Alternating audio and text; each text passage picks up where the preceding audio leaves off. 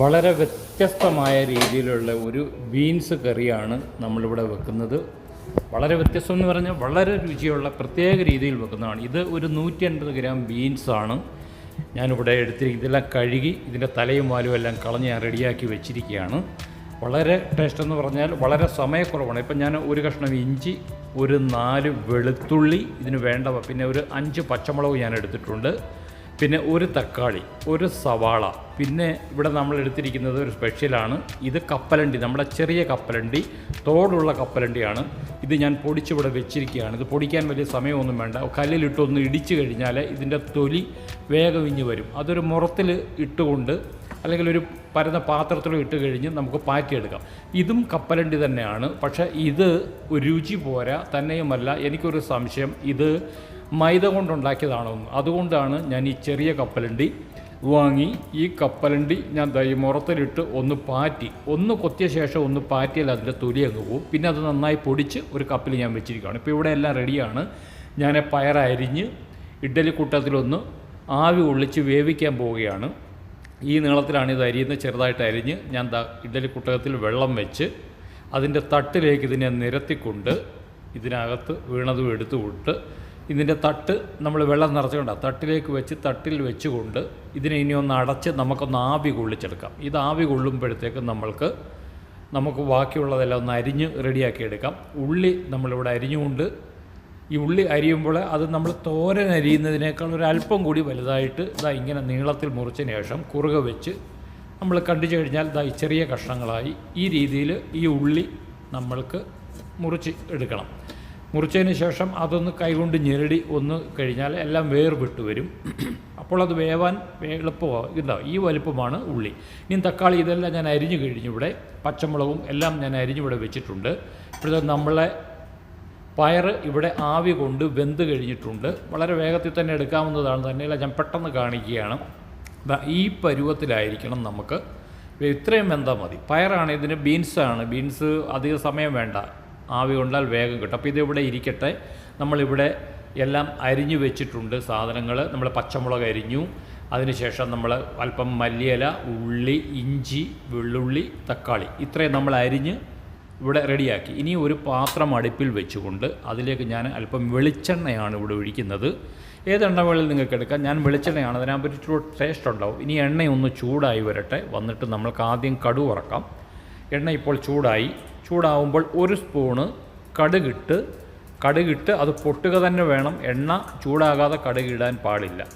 ശേഷം നമ്മൾ ഒരു സ്പൂണ് ജീരകം, ചെറിയ ജീരകമാണ്, ജീരകവും കൂടിയിട്ട് ഇവ രണ്ടും പൊട്ടുമ്പോൾ ഒരു വറ്റൽമുളകും ഇട്ടതിന് ശേഷം നമ്മൾ അരിഞ്ഞു വെച്ചിരിക്കുന്ന ഇഞ്ചിയും വെള്ളുള്ളിയും കൂടി ചെറുതായിട്ട് ഞാൻ അരിഞ്ഞിരിക്കുകയാണ്. അതും നമ്മൾ അതിലേക്കിട്ട് ഇനി നമ്മളുടെ പച്ചമുളക് അതും നമ്മൾ അതിലേക്ക് ഇടുകയാണ്. പച്ചമുളകും ഇട്ട ശേഷം അതൊന്ന് ഇളക്കി അതിൻ്റെ ഒന്ന് ചൂടായി ആ പച്ചമണം ഒന്ന് മാറട്ടെ. പച്ചമണം ഒന്ന് മാറുന്നവരെ ഇളക്കിക്കൊണ്ട് ഇനി നമ്മൾ അരിഞ്ഞു വെച്ച സവാള അതിലിടുകയാണ്. സവാളയും അതിലിട്ട് ശേഷം നമ്മളെ കറിവേപ്പിലയും അതിലേക്കിടുകയാണ്. കറിവേപ്പിലയും ഇട്ട് അതൊന്ന് ഇളക്കുകയാണ്.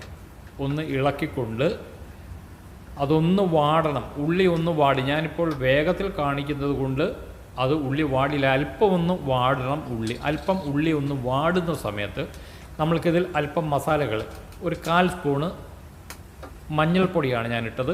ഒരു 1/4 സ്പൂണ് മഞ്ഞൾപ്പൊടി, 1 സ്പൂണ്, ചെറിയ സ്പൂണാണിത്, ടേബിൾ സ്പൂണല്ല, 1 സ്പൂണ് മുളക് പൊടി, കാശ്മീർ ചില്ലി പൗഡറാണ് ഇട്ടത്. പിന്നെ ഒരു 1.25 സ്പൂണ് മല്ലിപ്പൊടിയും ഞാൻ ചേർത്തു. 150 ഗ്രാം പയറാണ് നമ്മളെടുത്ത്, ഓർമ്മ വേണം.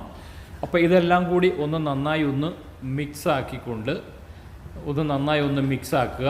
ഇനിയും ഉള്ളിയും മസാലയും എല്ലാം കൂടി അതിലൊന്ന് ചേർന്ന് ഒന്ന് പിടിച്ചു വരുന്ന രീതിയിൽ അല്പസമയം ഒന്ന് ഇളക്കുക. 1 മിനിറ്റ് ഒന്ന് ഇളക്കിയ ശേഷം നമ്മൾക്ക് ഒരല്പം ഉപ്പിട്ട് കൊടുക്കാം. ഒരല്പം ഉപ്പും കൂടി ഇട്ട് ഒന്ന് ഇളക്കുക.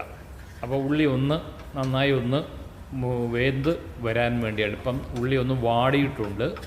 ഉള്ളി ഒന്ന് വാടി മസാലയെല്ലാം അതിലൊന്ന് പിടിച്ചു വരുമ്പോൾ നന്നായി ഒന്ന് ഇളക്കുക. ഇനിയും നമ്മൾ അരിഞ്ഞു വെച്ചിരിക്കുന്ന തക്കാളി നമുക്ക് ഇടണം. അതിന് മുമ്പായിട്ട് നമ്മളെ പൊടിച്ചു വെച്ച കപ്പലണ്ടിയാണ് നമ്മളിട്ടത്, കപ്പലണ്ടി.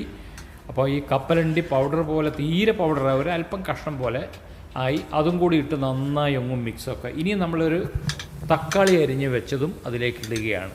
ഇനി ഇതെല്ലാം കൂടി ഒന്ന് നന്നായി ഒന്ന് മിക്സ് ആക്കിയതിന് ശേഷം ഇനി ഇതൊന്ന് വേവണം. തക്കാളി ഒന്ന് വെന്ത് ഒന്ന് അരിഞ്ഞു വരണം. നന്നായി പഴുത്ത തക്കാളിയാണ് ഞാനിവിടെ എടുത്തത്. പച്ച തക്കാളിയാണെങ്കിൽ ഒന്നുകൂടി നിങ്ങൾ ചെറുതായിട്ട് അരിയണം. ഇനി ഒരു 5 മിനിറ്റ് ഇടയ്ക്കൊന്ന് ഇളക്കി കൊടുക്കണം. ഇപ്പോൾ 5 മിനിറ്റ് കഴിഞ്ഞാണ് ഞാൻ കാണിക്കുന്നത്. നമ്മളെ തക്കാളിയെല്ലാം കണ്ട വെന്ത് അരിഞ്ഞിട്ടുണ്ട്. ഒരു 5 മിനിറ്റിലെങ്കിൽ ഒരു 3 മിനിറ്റെങ്കിലും തക്കാളി അരിഞ്ഞതിന് ശേഷം നമ്മൾ ആവി കൊള്ളിച്ച് വേവിച്ച പയർ അതിലിടുകയാണ്. പയറും കൂടി ഇട്ട് നന്നായി ഇളക്കി ആ മസാലയെല്ലാം പയറിലൊന്ന് പിടിക്കണം. പയറിലൊന്ന് പിടിച്ചതിന് ശേഷം ഇനി നമ്മൾക്ക് ഉപ്പ് നോക്കണം. ഇതിലെ വെള്ളം അധികം നമ്മൾ ചേർക്കരുത്. ഇതുവരെയും നമ്മളിതിൽ വെള്ളം ചേർത്തിട്ടില്ല. ആ എണ്ണയിൽ, കടുക് വറുത്ത എണ്ണയിൽ തന്നെയാണ് ഇതുവരെയും അത് വെന്ത് വന്നിരിക്കുന്നത്. ഇനിയും നമ്മളിപ്പോൾ ഈ സമയത്ത് ഉപ്പ് നോക്കണം. ഉപ്പ് കുറവുണ്ടെങ്കിൽ നമുക്ക് നോക്കിയ ശേഷം വെള്ളം ഒരല്പം വേണം. പക്ഷേ ഈ വെള്ളം ഒഴിക്കുമ്പോൾ ശ്രദ്ധിക്കേണ്ടത് ചൂട് വെള്ളം. ഞാൻ വെള്ളം തിളപ്പിച്ച് മാറ്റി ഇവിടെ വെച്ചിരുന്ന വെള്ളമാണ്. അത് തന്നെയല്ല, വെള്ളം വേണ്ടെങ്കിൽ നമ്മൾ ആദ്യം കണ്ട പരുവത്തിന് നമ്മൾക്ക് ചോറിൻ്റെ കൂടെ ആ പരുവം മതിയെങ്കിൽ നിങ്ങൾക്ക് ആ പരുവത്തിൽ എടുക്കാവുന്നതാണ്, അല്പം നേരം അടച്ച് വേവിച്ചുകൊണ്ട്. പക്ഷേ ഇത് എനിക്ക് ഒരല്പം കൂടി ചോറിൻ്റെ കൂടെ കഴിക്കണം, വെള്ളം കൂടി വേണം. അതിന് ഞാൻ ഒഴിച്ചത് ഒരല്പം ഉപ്പും ചേർത്ത് ഇവനെ നന്നായി ഒന്ന് ഇളക്കുകയാണ്. നന്നായി ഒന്ന് ഇളക്കിക്കൊണ്ട് ഇനിയും നമ്മൾക്ക് ഇതൊരല്പസമയം അടച്ചു ഒരു 3 മിനിറ്റ് അടച്ചു വെച്ചാൽ മതി. കാരണം പയറെല്ലാം ഒന്ന് വെന്തതാണ്. ഇനി നമ്മളിത് സ്പെഷ്യൽ കപ്പിൾ വൈഭവ് കിച്ചണിൻ്റെ സ്പെഷ്യൽ ഗരം മസാലയാണ്. ഒരു 1/4 സ്പൂണാണ് ഞാൻ ഇട്ടത്. 1/4 സ്പൂണ് ഗരം മസാല. അത് അതിൻ്റെ മണത്തിനും സ്വാദിനും വേണ്ടിയാണ്. അപ്പോൾ ആ മസാലയും കൂടി ഇട്ട് നന്നായി ഒന്ന് ഇളക്കി തടുത്തു കൂട്ടിക്കൊണ്ട് നമ്മളുടെ മല്ലിയില അല്പം വിതറുക. മല്ലിയില നിങ്ങൾ ഉപയോഗിക്കുന്നില്ലെങ്കിൽ മല്ലിയില ഉപയോഗിക്കേണ്ട, കറിവേപ്പില ഇട്ടാൽ മതി. ഇനിയും ഒരു 2 മിനിറ്റ് നമുക്കിത് അടച്ചു വേവിക്കുകയാണ്. ഇപ്പോൾ 2 മിനിറ്റ് കഴിയും നമ്മൾ ഇത് എടുത്തു. മസാല നമ്മൾ ഇട്ട് കഴിഞ്ഞാൽ മസാല എല്ലായിടും ഒന്നും പിടിക്കണമല്ലോ, അതിനുവേണ്ടിയാണ് 2 മിനിറ്റ് അടച്ചു. ഇപ്പം നമ്മളുടെ കറി ഇവിടെ റെഡിയായിരിക്കുകയാണ്. ഇത്ര ടേസ്റ്റുള്ള ഒരു കറി നിങ്ങളിതിനു മുമ്പ് ഈ പയർ വെച്ചിട്ടുണ്ടോ എന്ന് അതിശയം. കണ്ടോ, നമ്മളുടെ കറി ഇത് ചോറിൻ്റെ കൂടെയും ചപ്പാത്തിയുടെ കൂടെയും ഒക്കെ കഴിക്കുവാൻ നല്ല ടേസ്റ്റാണ്. അപ്പോൾ വീഡിയോ ഇഷ്ടമായാൽ ഇവർ ലൈക്ക് ചെയ്യണം, സബ്സ്ക്രൈബ് ചെയ്യാൻ മറന്നുപോയവർ സബ്സ്ക്രൈബും ചെയ്യണം എന്ന് പറഞ്ഞുകൊണ്ട് അടുത്തൊരു വീഡിയോയുമായി വരും വരേക്കും നന്ദി, നമസ്കാരം.